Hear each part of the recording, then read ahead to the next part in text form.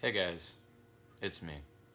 I'm recording my second video of the night, and I was gonna change shirts so that nobody knew, but that's stupid. So I'm just gonna do this video now, and I did my Blade Runner video like 2 minutes ago, but I don't care. So I'm trying something new with the way that I review movies, and now I'm gonna try something new with this video like as a whole, because I realized that there's a lot of stuff that I'm watching and listening to, and I don't have time to make a video for everything. So I'm gonna do little videos like this, where this one might be a little bit longer, but I'm gonna talk about multiple things in it, and I'm gonna try to be more concise and try to ramble less about the things that I have less to say about, genuinely, because I shouldn't feel pressured to like make an 8-minute video about an album that I think kind of sucks, which is what I'm gonna talk about in this video, but we'll get to that. I'm gonna start with a movie that I just watched last week, the Meyerowitz Stories. It's on Netflix now. It's the new Noah Baumbach movie. It's very good. Everyone should watch it, especially if you're a Baumbach fan.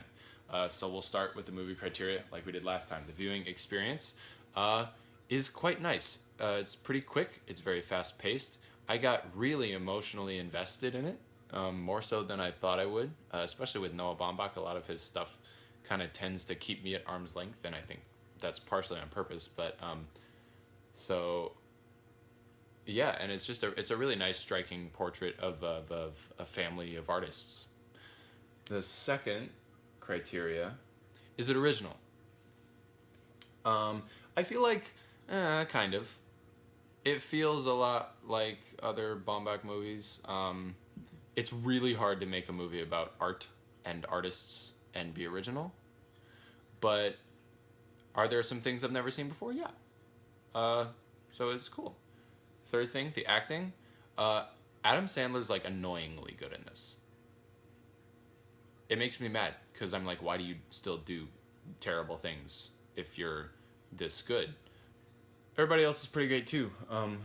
Elizabeth Marvel is amazing as Jean. Jean is such an awesome character. I really, really loved her. Dustin Hoffman is great at playing a pretty unlikable character, but his performance is really good. The last criteria is how it looks and how it sounds. There's cool music. The cinematography is unassuming. It's fine. So yeah. Once again, I'm not doing ratings, but Meyerowitz Stories, I really enjoyed it. Go watch it. It's on Netflix. You have no reason not to. A couple quick recommendations.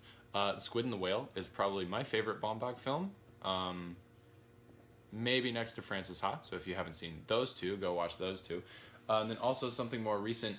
After the Storm is a Japanese film from last year. That's another. It's just a family drama, and it's not about artists or anything, but it had a similar feel to this in the way that it kind of examined how the family unit works. And then also Force Majeure. I don't know how to pronounce that. I think it was 2014, maybe 2015. Not gonna look it up because I just thought of it. It has the same kind of examination of family, and it's really, really hilarious. So those are my best recommendations for Meyerowitz Stories. Great film. Moving on, I wanted to talk about some music. I wanted to talk about something very sad, very serious, very depressing, which is Beck's new album, Colors. It sucks. It's really bad. And I'm really sad because I like Beck a lot.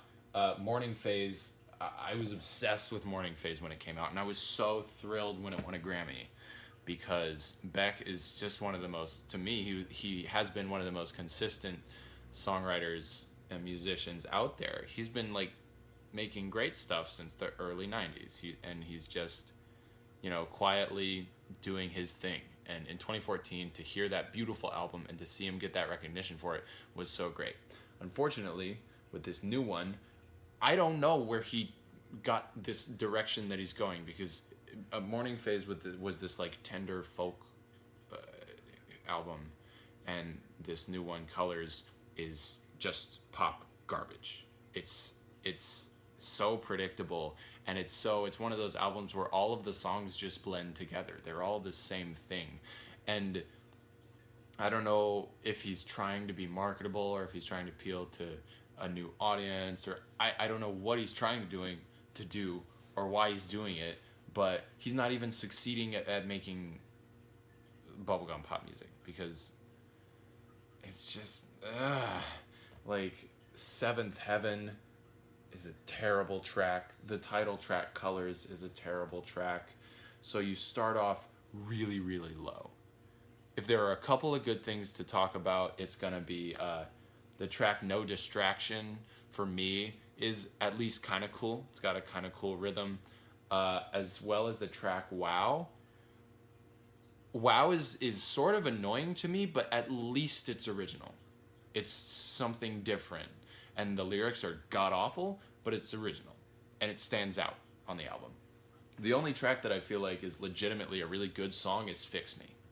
And it's the second to last track on the album. So, like, don't put that there. Don't release this thing at all. It's bad. I'm sad about Beck. I'm still a fan, obviously, but this album is not good. I'm going to edit this in because I forgot to talk about my recommendations for the terrible Beck album because I was so upset about it. Gautier. If you want to listen to this album, just go listen to Gautier instead. Because I felt like Beck, he's trying to do what Gautier does, and he's just not as good at it. Also, MGMT, particularly Oracular Spectacular. I don't know what that album's called. It's something like that. A lot of tracks on this, on Colors, feel like they're trying to be that. So, go listen to those two instead. The last thing I want to talk about in this little video is I watched Patton Oswalt's new stand-up special, Annihilation, and it blew my mind. I love Patton Oswalt as an artist and as a person. And the way that he talks about serious things in his own life in this special is something that I didn't know you could do so successfully in stand-up. It's really touching, and it's really hilarious, and it's really insightful. And I love Patton, and I always have, and I always will, so go watch that. It's on Netflix, especially if you're a stand-up person. I know some people are just not into stand-up, but it's really great. So let me know what you think about this new type of video. I think what I might do is put in the description, put like the times of where I start talking about the different stuff, so you can like skip around in the video if you don't want to hear about the movie because you haven't seen it and you don't want spoilers or something like that. Let me know if you would rather see something like this like once a week, and then I'll probably keep releasing longer videos about probably just movies, because that's like my main thing, and sometimes I have a lot to talk about movies. That's why I did the Blade Runner one. So let me know if you want to see like this type of thing once a weekish, or if you want a video every 3 days or something. I know I prefer this because I don't have a lot of time, and literally I'm just flying by the seat of my pants here. So let me know what you think, guys. I'll be back with more soon.